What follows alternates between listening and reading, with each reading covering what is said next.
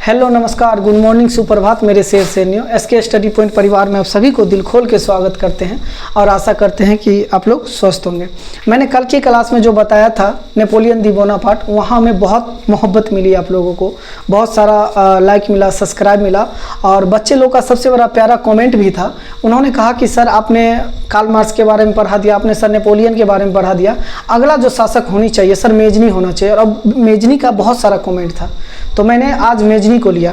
तो चलिए मेजनी को स्टार्ट करते हैं कि मेजनी था कौन। देखो मेजनी का जो 1805 ईस्वी में हुआ था, इसका जन्म हुआ था, कहाँ जन्म हुआ था मेजनी का जन्म कब हुआ था? 1805 ईस्वी में। इसका जो कहाँ जन्म हुआ था? जनेवा में हुआ था। मेजनी का जो जन्म हुआ था जनेवा में हुआ था। और याद रखना है मेजनी को इटली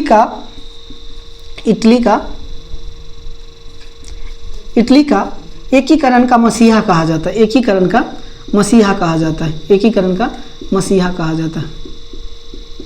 मसीहा कहा जाता है। आपको क्या जानना है? कहा जाता है। इटली का जो जन्म मेजनी का जो जन्म हुआ था 1805 ईस्वी में जनेवा में हुआ था और इसको इटली का एकीकरण का मसीहा कहा जाता है। आपको बेटा याद रखना है इन्होंने 1830 में एक आंदोलन चलाई थी जिसको बोला जाता था नागरिक आंदोलन। क्या बोला जाता है? नागरिक आंदोलन। नागरिक आंदोलन चलाने के बाद ही आप लोग पढ़े होंगे नागरिक आंदोलन 1830 का एक फ्रांस की क्रांति आप लोग पढ़े होंगे। 1830 के फ्रांस के क्रांति पढ़े होंगे। इस नागरिक आंदोलन से काफ़ी 1830 के जो उस समय लुई कौन राजा था? चार्ल्स दसम था। कौन था? चार्ल्स एक्स था। चार्ल्स एक्स जो राजा था उसको काफ़ी विरोध सहने को मिला। इन्होंने जैसे ही नागरिक आंदोलन 1830 में चलाया तो इनका यहाँ पतला सफरा साफ होने वाला था। इन्होंने क्या किया कि 1831 ईस्वी में इन्होंने यंग इटली की स्थापना की। क्या की?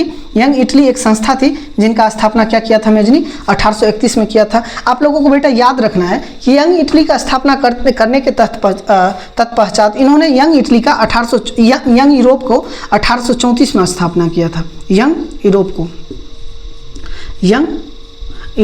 यंग यूरोप का स्थापना कब हुआ था? 1834 ईस्वी में हुआ था। और सबसे बेहतर याद रखना है कि एक कार्बोनरी संगठन का भी ये सहयोग करते थे। कार्बोनरी संगठन जिसको व्यापारियों का संस्था कहा जाता था।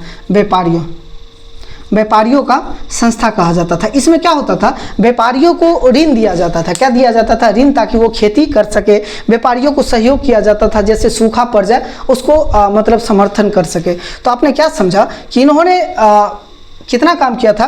फिर से एक बार आप लोगों को रिवाइज करा दिया जाए कि इनका जो जन्म हुआ था मेजनी का 1805 ईस्वी में हुआ था, जनेवा में हुआ था। उसके बाद इन्होंने इटली का एकीकरण का मसीहा कहा जाता है। क्या कहा जाता था? मसीहा कहा जाता है, क्योंकि इटली को एकीकरण जब इटली 300 भागों में छोटे छोटे भागों में बंट चुका था तो इन्होंने इकट्ठा करने का बहुत प्रयास किया। और कई हद तक इन्होंने किया भी। इसे क्या कहा जाता है? इटली का मसीहा।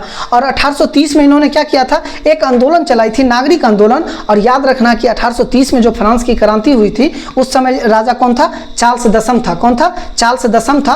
और चार्ल्स दसम इस नागरिक आंदोलन से काफ़ी प्रभावित था और इसको छोड़ के भागना पड़ा, इंग्लैंड छोड़ के भागना पड़ा, जैसे आप पढ़ेंगे। उसके बाद क्या हुआ? ये जो जाते हैं ये बुर्बो वंश के अंत हो जाती है। 1830 की क्रांति में बुर्बो वंश के अंत हो जाती है और ये लास्ट राजा है चार्ल्स दसम। और अर्लीय वंश का स्थापना होता है, जो लुई फिलिप आता है, जो प्रथम राजा होता है। इसके बाद फिर 1848 की क्रांति जब आप पढ़ोगे तो उसमें भी आप लुई फिलिप के बारे में जानोगे कि वो गीजो को प्रधानमंत्री नियुक्त कर देता है, जो मेटरनिक विचारधारा का होता है और जिससे क्या होता है कि जनता प्रभावित हो जाता है। फिर 1848 में क्रांति हो जाती है। तो फ्रांस की भी क्रांति याद रखना है 1789, 1830 और 1848। उसके बाद क्या था? 1831 में इन्होंने क्या किया था? यंग इटली संस्था की स्थापना की थी। इन्होंने 1834 में क्या किया था? यंग यूरोप का स्थापना किया था। और ये जो कार्बोनरी संगठन जो बनाया था ये एक व्यापारियों को संस्था थी, जिसमें व्यापारियों को कुछ कमी हो जाती थी उसको प्रोवाइड यानी पूर्ति करवाने का काम करता था। और बड़ी दुखद वाली बात कि 1872 में मेजनी की मृत्यु हो जाती है। 1872 में मेजनी की मृत्यु हो जाती है। तो बताइए आप लोगों को आज का वीडियो कैसा लगा? मैंने 3 महान शासक जिसको इतिहास में कई नामों से जाना जाता है, नेपोलियन, उसके बाद कार्ल मार्क्स, मेजनी, इन्होंने अपने देश के लिए कई हद तक इसको बोला जाता है राष्ट्रवादी नेता, इसको बोला जाता है अपने देश के लिए मर मिटता था। तो हमने अभी तक तीन क्रांतिकारी व्यक्ति के बारे में आप लोगों को बता चुका हूं और इंतजार करूंगा कि सबसे पहले तो बताइए कि आपको ये वीडियो कैसा लगा। अगर वीडियो अच्छा लगता है तो इस वीडियो को जरूर चैनल को जरूर सब्सक्राइब करें और ज़्यादा से ज़्यादा शेयर करने का प्रयास करें। मैं बताता हूँ 10th का ही क्लास में नहीं, ये आपको बिहार जो टीचर की वैकेंसी आती है उसमें भी ये क्वेश्चन पूछी जाती है और 20 इतिहास जिनका ऑनर्स हिस्ट्री होता है, जिनका कॉम्बिनेशन हिस्ट्री होता है, इससे बहुत क्वेश्चन उठता है।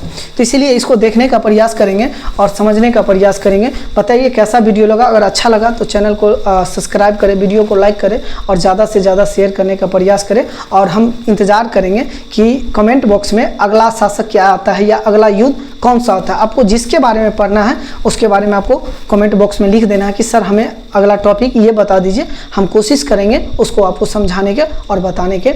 आशा करेंगे कि आपको वीडियो समझ में आई होगी और आपका दिन भी शुभ हो। मिलते हैं नेक्स्ट वीडियो में इसी जोश और जुनून के साथ। All the best.